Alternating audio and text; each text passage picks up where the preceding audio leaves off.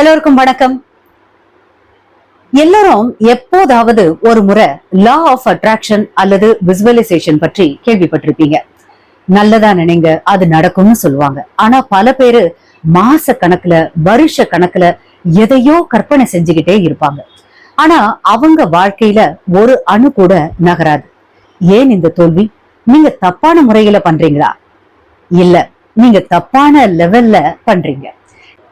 இன்றைக்கு இந்த வீடியோவில் அந்த ரகசியமான மெக்கானிக்ஸ் ஆஃப் கிரியேஷன் அதை பத்தி தான் பார்க்க போறோம். இது வெறும் மனப்பயிற்சி இல்ல, இது ஒரு படைப்பு. நம்ம மனசுல 2 லேயர் இருக்குங்க. அதாவது சர்ஃபேஸ் லெவல், அதாவது மேற்பரப்பு. இது உங்க ஐம்புலன்கள் சொல்றத அப்படியே நம்பும். வெளியில என்ன நடக்குதோ அதை அப்படியே ரெக்கார்ட் பண்ணும்.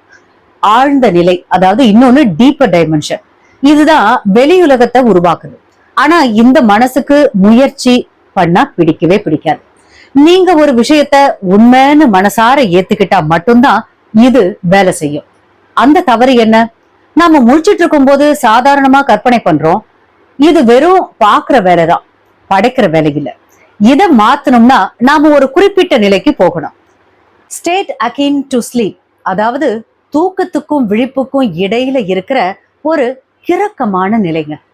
உங்க உடல் அசையாம இருக்கணும், ஆனா உங்க மனசு விழிப்பா இருக்கணும். எப்படி காட்சிப்படுத்தணும்? ஸ்டெப் 1, உங்க ஆசைய தெளிவா முடிவு பண்ணுங்க. ஸ்டெப் 2 ரொம்ப முக்கியமானது. அந்த ஆசை நிறைவேறின பிறகு நடக்க போற ஒரு சின்ன காட்சியை கற்பனை பண்ணுங்க. எக்ஸாம்பிள், உங்களுக்கு வேலை கிடைக்கணும்னா ஆர்டர் வாங்குறத நினைக்காதீங்க. வேலை கிடைச்சு 1 மாசம் ஆன பிறகு உங்க நண்பர் உங்களுக்கு வாழ்த்து சொல்ற மாதிரி நினைங்க. புரிஞ்சுதா? புது வீடு வேணும்னா சாவி வாங்குறத நினைக்காதீங்க. அந்த வீட்டோட ஹால்ல உட்காந்துக்கிட்டு ரிலாக்ஸ்டா நீங்க ஒரு காஃபி குடிக்கிற மாதிரி நினைங்க. ஏன்னா அது இப்போ உங்க வாழ்க்கையோட ஒரு அங்கமா மாறிடுச்சு. இதுக்கு ஒரு சூப்பர் உதாரணம் இருக்குங்க.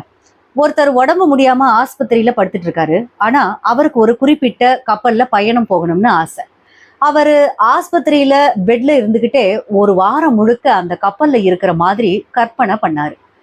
அவரு தூரத்துல இருந்து கப்பலை வேடிக்கை பார்க்கல, அந்த கப்பலோட அசைவை உணர்ந்தாரு. கடல் அலையோட சத்தத்தை கேட்டாரு.